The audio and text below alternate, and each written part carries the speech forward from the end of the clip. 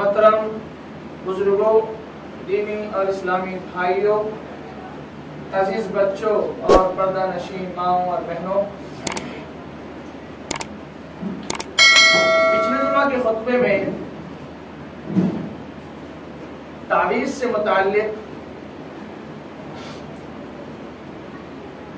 کچھ باتیں آپ کے سامنے کچھ اس طرح رکھی گئی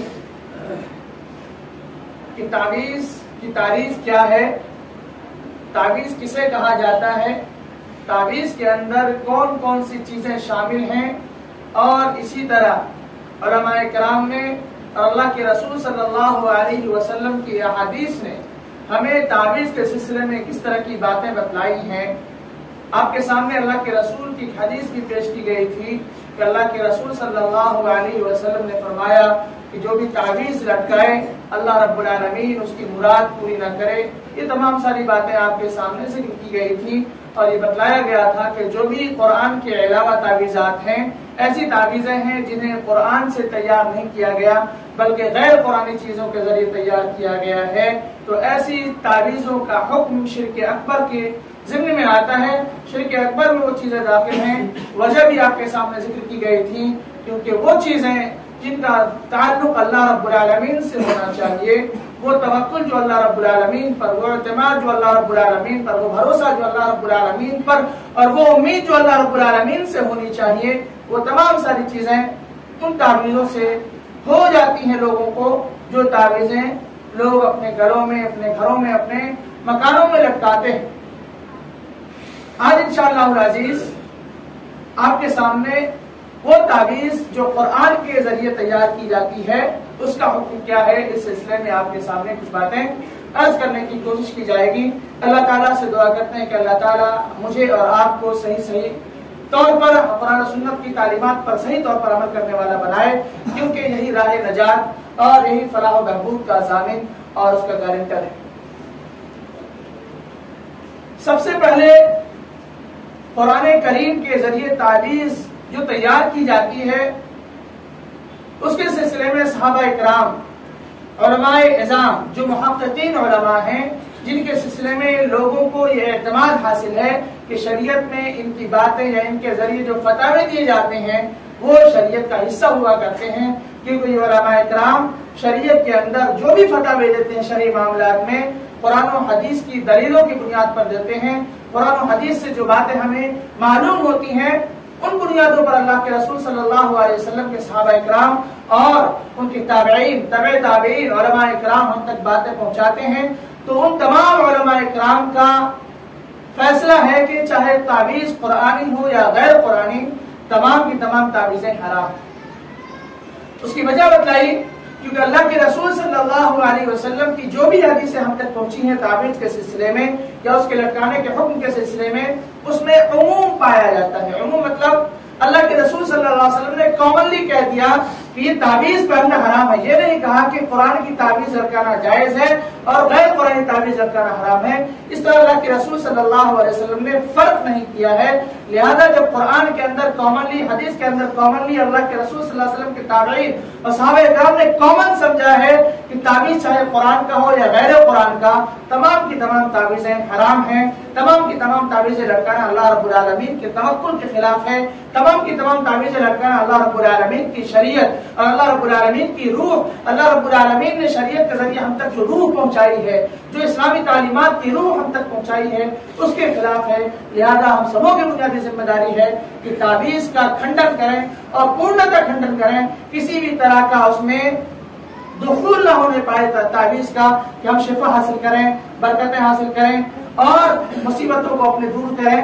تعویذوں کے ذریعے، چاہے وہ قرآنی ہو یا غیر قرآنی۔ تمام طرح کی تعویذوں کے سلسلے میں آپ کے سامنے بات آئی کہ علماء اکرام اور صحابہ اکرام کا متفقہ فیصلہ ہے کہ وہ حرام ہے۔ دوسرا جو نقطہ ہے وہ یہ، عوف بن مالک رضی اللہ تعالیٰ عنہ کہتے ہیں کہ کننا نرقی فی الجاہلیہ، زمانے جاہلیت میں ہم جھاڑ پھونک کے کام کیا کرتے تھے، ہم لوگوں کا علاج و معالجہ جھاڑ پھونک کر کیا کرتے تھے۔ فکیف تری فی ذلک، اے اللہ کے رسول صلی اللہ علیہ وسلم، اس تعویذ یا جھاڑ پھونک کے سلسلے میں آپ کی کیا رائے ہے، آپ کیا دیکھتے ہیں اور کیا سمجھتے ہیں؟ تو اللہ کے رسول صلی اللہ علیہ وسلم نے فرمایا عارضو علیہ رقاکم، کہ تم جو تعویذ یا تم جو جھاڑ پھونک کرتے ہو اس کا طریقہ کار کیا ہے، وہ کون سی چیزیں ہیں جسے پڑھ کر تم لوگوں کو ان لوگوں کا علاج کرتے ہو، لوگوں کو ٹھیک کرتے ہو، لوگوں کی مصیبتیں دور کرنے کا کام کرتے ہو، تو کون سی چیزیں ہیں ہمیں بتلاؤ۔ یعنی اللہ کے رسول صلی اللہ علیہ وسلم نے پہلے تحقیق طلب کی، پہلے پوچھا، پہلے جانچنے کی کوشش کی کہ کون سی ایسی چیزیں ہیں جن کے ذریعے لوگ علاج کیا کرتے تھے زمانہ جاہلیت میں۔ اللہ کے رسول صلی اللہ علیہ وسلم نے پوچھا کہ عارضو علیہ رقاکم، کہ تم لوگوں کی جو تعویذ ہے، تم لوگوں کی جو جھاڑ پھونک ہے، یا تم لوگوں نے جھاڑ پھونک کے جس طریقے کو اختیار کیا ہے وہ کیا ہے؟ پھر اللہ کے رسول صلی اللہ علیہ وسلم نے فرمایا فلا باس بالرقا، کہ جھاڑ پھونک کرنے میں کوئی حرج نہیں ہے، شرط لگا دی ما لم یکن فیہ شرک، جب تک کہ اس میں شرک کی آمیزش نہ ہو۔ یعنی جیسے ہی کسی بھی شرکی عمل کو انجام دیا گیا اس کے اندر اللہ رب العالمین کی خلاف ورزی، شریعت اسلامی کی خلاف ورزی آ گئی، اللہ رب العالمین تمام طرح کے گناہوں کو معاف کر دے گا، لیکن شرک کا معاملہ ایسا ہے کہ اللہ رب العالمین اس کی بخشائش نہیں کرے گا۔ لہذا ہماری اور آپ کی بنیادی ذمہ داری ہے کہ تعویذوں سے دور رہیں، تعویذوں کو اختیار کرنے سے بچیں، کیونکہ اللہ کے رسول صلی اللہ علیہ وسلم نے جو بات وہاں پر بتائی کہ فلا باس بالرقا، جھاڑ پھونک کرنے میں کوئی حرج نہیں ہے، ما لم یکن فیہ شرک، جب تک کہ اس میں شرک کی آمیزش نہ ہو۔ اگر شرک کی آمیزش ہو جاتی ہے تو پھر جھاڑ پھونک کرنا من جملہ طور پر حرام ہو جاتا ہے۔ اللہ رب العالمین ہمیں توفیق سے نوازے کہ ہم تعویذ سے دوری اختیار کریں۔ تیسری چیز ہے کہ فساد کو روکنا۔ جہاں بھی آپ کو یہ محسوس ہو کہ فساد کے پنپنے کا امکان موجود ہے، بگاڑ پھیل سکتے ہیں، بے چینیاں پھیل سکتی ہیں، تو ایسے راستوں میں یا ایسے وقتوں میں ہمیں اور آپ کو شرعاً یہ حکم ملا ہے کہ ہم ایسے راستوں کو بند کرنے کی پوری کوشش کریں، کیونکہ فساد کے راستے کو روکنا، بگاڑ کے راستے کو روکنا، فتنوں کے راستے کو روکنا ہم سبوں کے لیے واجب اور ضروری ہے۔ اگر ہم فساد کو بھاگنے کے باوجود اس کے راستے کو نہیں روکتے ہیں تو پھر ہم گناہگار ہوں گے، فساد میں فسادی ہم بھی کہلائیں گے، کیونکہ آپ نے فساد کو جان لیا، بھانپ لیا، پرکھ لیا کہ یہ وہ راستہ ہے، اگر اس کو چھوڑ دیا جائے، اس پر قدم نہ لگائی جائے، اگر اس راستے پر بیریکیڈ نہ لگائے جائیں تو پھر کیا ہو سکتا ہے؟ فساد پنپ سکتے ہیں، فساد پھیل سکتے ہیں، بگاڑ عام ہو سکتی ہے۔ لہذا ہم سبوں کی بنیادی ذمہ داری ہے، ہم سبوں کے لیے واجب اور ضروری ہے فساد کو جیسے ہی ہم بھاپیں، جیسے ہی سمجھیں، فوراً اس پر روک لگائیں۔ میں نے یہ بات اس لیے کہی کیونکہ قرآنی تعویذات یا اس کے ذریعے علاج کو رواج دینا یہ فساد کے پھیلنے کا ذریعہ اور سبب ہے۔ جس کا علاج کیا جا رہا ہے یا جو تعویذ لینے گیا ہے اسے نہیں معلوم کہ تعویذ دینے والا قرآنی تعویذ ہمیں دے رہا ہے یا غیر قرآنی تعویذ دے رہا ہے۔ ہمارا علاج قرآن کی روشنی میں، حدیث کی روشنی میں کر رہا ہے، معصورہ دعاؤں کی روشنی میں کر رہا ہے، یا پھر دیگر منتروں کے ذریعے، شرکیہ کلمات کے ذریعے یا شیطانی ہتھ کنڈوں کے ذریعے ہمارا علاج کر رہا ہے۔ یہ علاج جس کا ہو رہا ہے اسے یہ بات نہیں معلوم ہے۔ لہذا اگر ہم قرآنی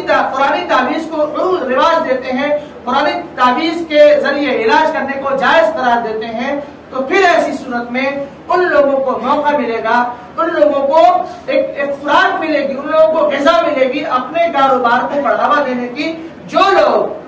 غیر قرآنی تعویذوں کے ذریعے علاج کرتے ہیں، جو لوگ غیر قرآنی تعویذوں کے ذریعے اپنا پیٹ بھرنے کی کوشش کرتے ہیں، جو لوگ اللہ رب العالمین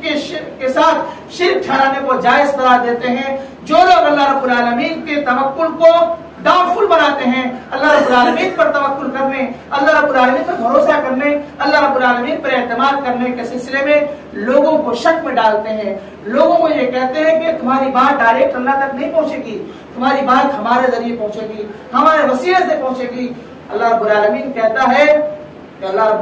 کہتا ہے کہ تم مجھ سے دعا کرو، میں تمہاری دعا کو سنوں گا۔ مجھ سے یہ مطلب یہ نہیں کہ باباؤں کو کہا جا رہا ہے کہ باباؤں تم دعا کرو اور تم دعا کرواؤ اور پھر تمہارے ذریعے ہم تمہاری دعا کو قبول کریں گے، ایسا اللہ رب العالمین نہیں کہہ رہا ہے، بلکہ پوری انسانیت کو، پورے مسلمانوں کو اللہ رب العالمین عام طور پر مخاطب کرتے ہوئے کہہ رہا ہے ادعونی استجب لکم، مجھے پکارو میں تمہاری پکار سنوں گا، مجھ سے دعائیں کرو میں تمہاری دعائیں سنوں گا۔ اللہ رب العالمین ڈائریکٹ ہمیں قرآن میں یہ تعلیم دے رہا ہے، لہذا قرآنی تعلیمات ہمیں یہ بتلاتی ہے کہ ان باباؤں کے چکر میں نہ پڑا جائے، ان باباؤں کے پاس اپنے کمائے ہوئے پیسوں کو برباد نہ کیا جائے۔ یہ ہمارا کچھ بنا نہیں سکتے، البتہ دنیا اور آخرت دونوں بگاڑ ضرور سکتے ہیں۔ لہذا اللہ رب العالمین سے دعا کریں، اللہ رب العالمین پر توکل کریں، اللہ رب العالمین پر بھروسہ کریں، اللہ رب العالمین کے سامنے استغفار کریں۔ استغفار کے سلسلے میں آپ کو یہ بات معلوم ہونی چاہیے کہ استغفار اتنی اہم چیز ہے کہ آپ کے اندر دنیا میں جتنی بھی چیزیں آپ چاہتے ہیں کہ ہماری ضرورتیں پوری ہوں، ہماری کھیتی باڑی اچھی ہو، ہمارے گھر میں اولاد ہو، ہماری تجارت بہت ترقی کرے، ہمارے پاس مال و اسباب زیادہ ہو، تو اللہ رب العالمین کا حکم ہے کہ آپ استغفار کیجیے، کیونکہ نوح علیہ السلام نے اپنی قوم سے کہا تھا فَقُلْتُ اسْتَغْفِرُوا رَبَّكُمْ إِنَّهُ كَانَ غَفَّارًا۔ میں نے اپنی قوم کے لوگوں سے کہا استغفروا ربکم، اپنے پالنہار کے سامنے مغفرت طلب کرو، اپنے پالنہار سے استغفار کرو، وہ بہت زیادہ معاف کرنے والا ہے۔ ایک فائدہ تو یہ ہوگا کہ آپ کو گناہوں سے معافی ملے گی۔ یرسل السماء علیکم مدرارا، جب آپ کو بارش کی ضرورت ہو، جب آپ کی کھیتی کو بارش کی ضرورت ہو، ایسے موقع پر اللہ رب العالمین موسلا دھار بارش نازل فرمائے گا۔ دوسرا فائدہ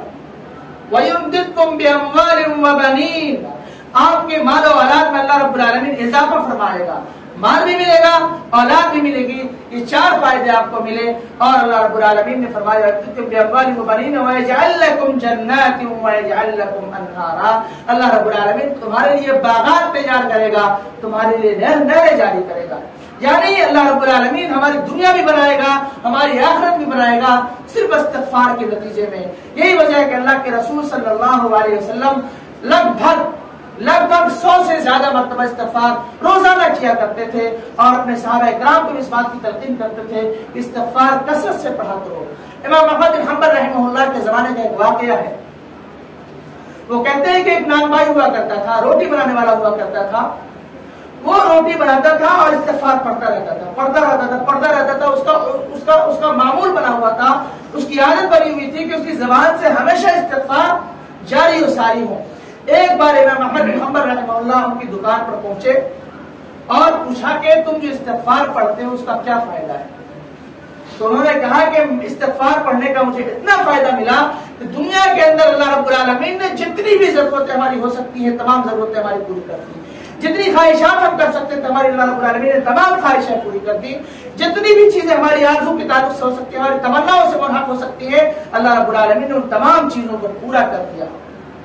صرف ایک خواہش باقی ہے کہ احمد بن حنبل کوئی شخص اس سے ملاقات ہو جائے، اور سوال کرنے والا سامنے کون موجود ہے؟ امام احمد بن حنبل رحمہ اللہ ان کی دکان پر موجود ہے، وہی سوال کر رہے ہیں کہ تم استغفار کیوں کرتے ہو؟ تو انہوں نے کہا کہ میں اس لیے کرتا ہوں کیونکہ اللہ رب العالمین ہماری تمام ضرورتیں اسی کے نتیجے میں پوری کرتا ہے۔ ایک خواہش رہ گئی ہے کہ امام احمد بن حنبل رحمہ اللہ سے ملاقات کر لوں، کیونکہ ان کے بارے میں بہت چرچا سنا ہوں، بہت ان کے صرف تذکرہ سنا ہوں، اور ان کی بہت ہی اچھائیاں ہمارے سامنے ہمارے کانوں نے سنی ہے، لہذا میں ان سے ملاقات کرنا چاہتا ہوں۔ امام احمد بن حنبل رحمہ اللہ نے فرمایا کہ تمہارے سامنے امام احمد بن حنبل ہے۔ اللہ اکبر۔ تو استغفار کا اتنا اہم اور اتنا زیادہ فائدہ ہے، لہذا استغفار کے ذریعے اپنی زبان کو تر رکھیں، استغفار کثرت سے کریں۔ استغفار اللہ رب العالمین نے آپ کے لیے ایک معجون کے طور پر رکھا ہے، ایک ایسا ذریعہ آپ کے لیے تیار کیا ہے جس کے ذریعے آپ ہر طرح کی ضرورتیں، ہر طرح کی آسائشیں اور ہر طرح کی جائز خواہشات آپ پوری کر سکتے ہیں۔ لہذا استغفار کثرت سے کیجیے، اللہ رب العالمین سے دعا بھی کیجیے کہ اللہ رب العالمین بکثرت استغفار کرنے کی توفیق دے، کیونکہ اس کے لیے آپ کو الگ سے وقت کی ضرورت نہیں ہے۔ آپ نوکری میں چل رہے استغفار پڑھیں، آپ اپنے کاروبار میں ہیں اور گراہک آپ کے پاس نہیں، آپ استغفار کرتے رہیں، آپ کے پاس جیسے ہی موقع ملے اپنی زبان کو استغفار سے تر رکھیں، کیونکہ اس میں آپ کے ذریعے آپ کے لیے فائدہ ہے، کیونکہ اس میں آپ کے لیے بہت ساری چیزیں ہیں جس کا اعلان قرآن مجید نے خود کیا ہے کہ اللہ رب العالمین آپ پر بارش نازل فرمائے گا، مال و اولاد دے گا، گناہوں کی بخشش ملے گی، باغات آپ کے لیے تیار ہوں گے، نہریں آپ کے لیے جاری ہوں گی۔ یہ تمام ساری خوشخبریاں، تمام ساری نعمتیں اللہ رب العالمین نے استغفار کے نتیجے میں رکھا ہے، لہذا اللہ رب العالمین ہمیں توفیق سے نوازے کہ ہم بکثرت استغفار کر کے ان چیزوں کو حاصل کرنے کی کوشش کریں۔ اللہ تعالیٰ کہنے سننے زیادہ عمل کی توفیق عطا فرمائے۔ نمبر 6 ہے शुभा। कुछ उलमाए किराम ने कुरानी तावीज को जायज करार दिया और ये कहा है कि तावीज कुरान के जरिए तैयार किया जाए उसका लगाना जायज और दुरुस्त है। बल्कि और उलमा की एक अक्सरियत है, यानी 75% उलमा बल्कि उससे भी ज्यादा उलमा ऐसे हैं जो कुरानी तावीज पर भी हराम होने का फतवा लगाते हैं और कुछ ऐसे उलमा हैं गिने चुने जिन्होंने जायज कहा। लेकिन अब इख्तिलाफ के सिलसिले में एक चीज पैदा होती है जिसे शुबहा कहा जाता है, जिसे डाउट और शक कहा जाता है। अब जिस सिलसिले में शक पैदा हो जाए और उसका ताल्लुक शरीयत से हो, कोई ऐसा अमल है जिसके सिलसिले में शक हो जाए और उसका ताल्लुक शरई हुक्म से हो, तो उससे दूरी इख्तियार करने में नजात और भलाई है। क्योंकि अल्लाह के रसूल सल्लल्लाहु अलैहि वसल्लम ने, इमाम तिरमिज़ी की रिवायत है कि अल्लाह के रसूल सल्लल्लाहु अलैहि वसल्लम ने फरमाया, दअ मा युरीबुका इला मा ला युरीबुक, कि जो चीजें तुम्हें डाउट में, शक में, संदेह में डाल दे, ऐसी चीजों को छोड़ दो और वो चीजें इख्तियार करो जो चीजें यकीनी हैं, जिन चीजों में खैर है, जिन चीजों में भलाई है और जिन चीजों में किसी भी किस्म का गुमान नहीं है, ऐसी चीजों को अपनाओ।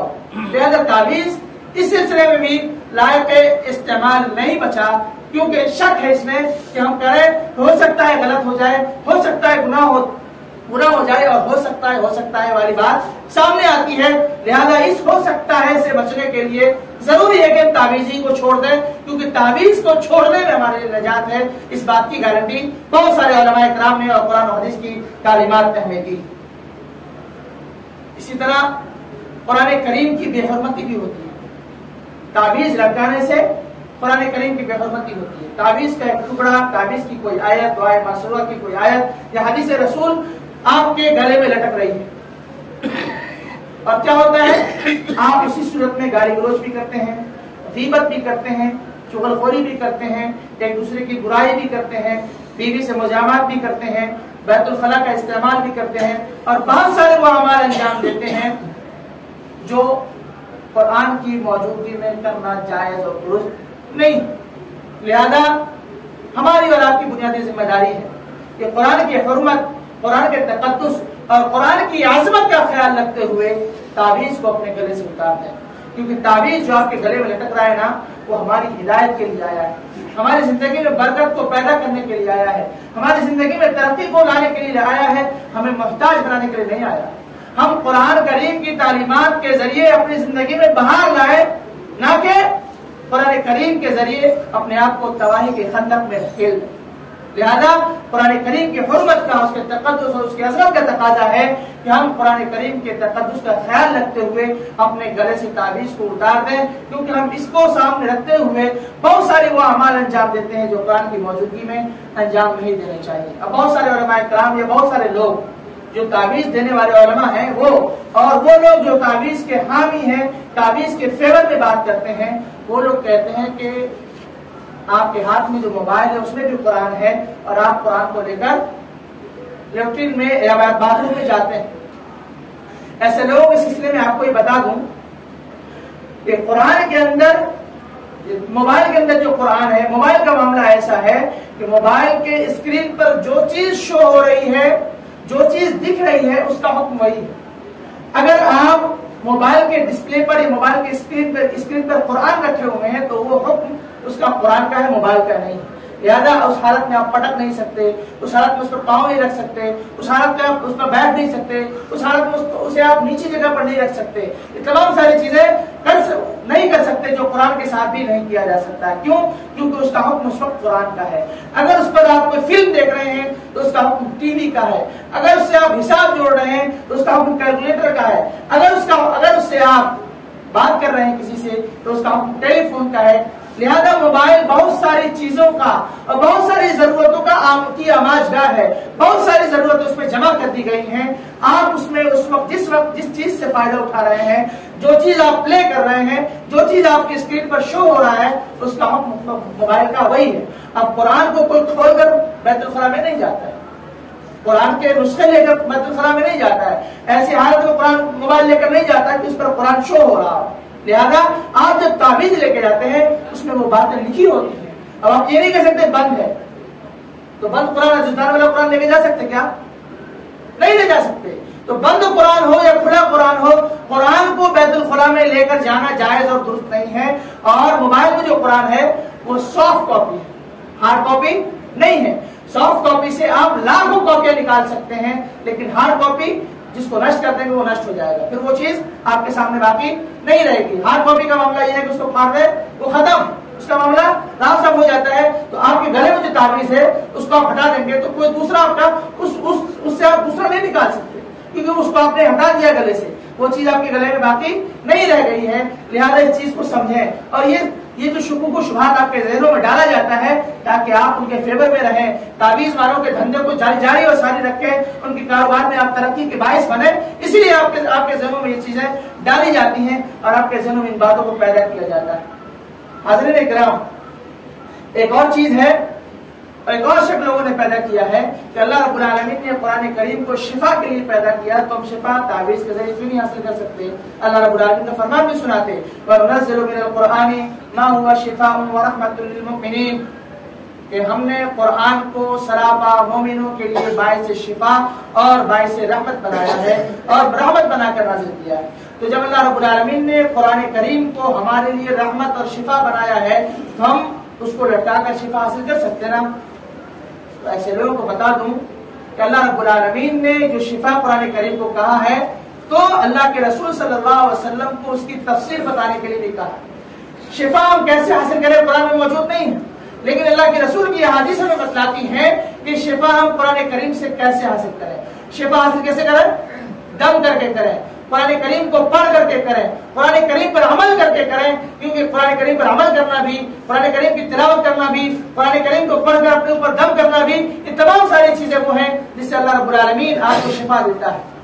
اگر آپ قرآن کریم کی تلاوت کر کے عمل کریں گے تو آپ کے دل کی بیماریوں کی شفا ہوگی. دل کے اندر جو قدورت ہے, جو بغض ہے, جو حسد ہے, جو کینہ ہے, جو شرکیہ اعمال کی گندگی بیٹھی ہوئی آپ کے دلوں میں زنگ کے طور پر جم گئی ہے, وہ تمام ساری چیزیں اگر آپ قرآن کریم پڑھتے ہیں تو صاف ہو جائے گی. کیونکہ یہ بھی بیماریاں ہیں اور ایسی بیماریوں کے لیے بھی قرآن کریم شفا ہے. اور آپ کی جسمانی بیماریاں, آپ کے اوپر جادو ہے, ٹونا ہے, جس میں کہیں درد ہے, تو ایسی چیزوں کے لیے بھی اللہ رب العالمین نے قرآن کریم کو شفا بنایا ہے. لیکن اس شفا کو کیسے حاصل کریں؟ قرآن کریم کی تلاوت کر کے, قرآن کریم کو تلاوت کر کے, اپنے پر دم کر کے, اپنے بچوں کو دم کر کے, ایسی صورت میں ہم شفا حاصل کر سکتے ہیں. اس کی مثال آپ یہ سمجھیں کہ قرآن کریم کے اندر اللہ رب العالمین نے فرمایا یخرج من بطونها شراب مختلف الوانه, کہ ان کے پیٹوں سے, یعنی کس کے؟ مدھو مکھی کے پیٹ سے کیا نکلتا ہے؟ شراب, ایک پینے کی چیز, مختلف الوانه, جس کے رنگ الگ الگ ہوتے ہیں, شفاء للناس, انسانیت کے لیے شفا کا سامان ہے. شہد کیا ہے؟ قرآن کریم نے شہد کو شفا کا سامان بتایا. تو اب کوئی شخص شیشی میں بھر لے اور اس کو لٹکا لے, شفا مل جائے گی. قرآن کریم کو پڑھنے سے شفا ملتی ہے, قرآن کریم کے ذریعے اس کی تلاوت کر کے آپ دم کر تب شفا ملتی ہے. اسی طرح جس طرح آپ شہد جب تک پیئیں گے نہیں تب تک آپ کو شفا ملے گی نہیں, کیونکہ شہد جب شفا ہے تو اس کو پی کر آپ شفا حاصل کرتے ہیں. اسی طرح قرآن بھی شفا ہے اور قرآن کو تلاوت کر کے, قرآن سے دم کر کے آپ شفا حاصل کر سکتے ہیں. آپ کی زبان سے اس کے حروف ادا ہونے چاہیے, اس کی آیتیں ادا ہونی چاہیے, تب جا کر اللہ رب العالمین آپ کے لیے قرآن کو شفا اور آپ کے لیے قرآن کو علاج کا سامان بنائے گا. کہ اسی طرح جس طرح شہد کی بوتل لٹکا کر کوئی شخص شفا حاصل نہیں کر سکتا, اسی طرح قرآن کی تعویذ لٹکا کر بھی کوئی شخص شفا حاصل نہیں کر سکتا. اب بہت ساری باتیں اس کے علاوہ اور بھی ہیں. اللہ رب العالمین سے دعا کرتے ہیں کہ اللہ تعالیٰ کہنے سننے سے زیادہ عمل کی توفیق عطا فرمائے. اللہ رب العالمین شریعت کی جو صحیح روح ہم تک پہنچی ہے, شریعت کی جو صحیح تعلیمات ہم تک پہنچی ہیں, جو آسانیاں ہم تک پہنچی ہے, ان آسان اور سرل راستوں کو اختیار کرنے کی توفیق دے, کیونکہ یہ صراط مستقیم کا تقاضا ہے کہ ہم انہیں سیدھے راستوں پر عمل کریں, انہیں سچی تعلیمات کو اپنی زندگی کا حصہ بنائیں. ورنہ ادھر ادھر کے راستوں میں جائیں گے تو تمام راستے شیطانی ہیں. اللہ کے رسول صلی اللہ علیہ وسلم نے اپنی حدیث کے ذریعے بتلایا کہ ایک لکیر سامنے کھینچی, دائیں بائیں کچھ لکیریں کھینچی, بتایا ہاذا صراط اللہ مستقیم, یہ سیدھا راستہ ہے. اور یہ آگے پیچھے دائیں بائیں کے جو راستے ہیں یہ تمام شیطانی راستے ہیں, جہاں شیطان کھڑا ہے اور لوگوں کو بلا رہا ہے. تو لوگوں کی کثرت شیطانی راستوں کی طرف جا رہی ہے اور لوگوں کی اقلیت اسلام اور اسلام کی سچی تعلیمات پر عمل پیرا ہے. لہذا اللہ رب العالمین سے دعا کریں اور توفیق طلب کریں کہ اللہ رب العالمین ہم تمام لوگوں کو اسلامی تعلیمات پر عمل کرنے کی توفیق دے, کیونکہ یہی راہ نجات, یہی راہ فلاح اور کامیابی و کامرانی کا ذریعہ ہے۔ اللہ تعالیٰ کہنے سننے سے زیادہ عمل کی توفیق عطا فرمائے، جب تک زندہ رکھے اسلام پر زندہ رکھے، جب ہمارا خاتمہ و خاتمہ بالخیر ہو۔ اقول قولی ھذا استغفر اللہ لی ولکم ولسائر المسلمین فاستغفروہ انہ هو الغفور الرحیم۔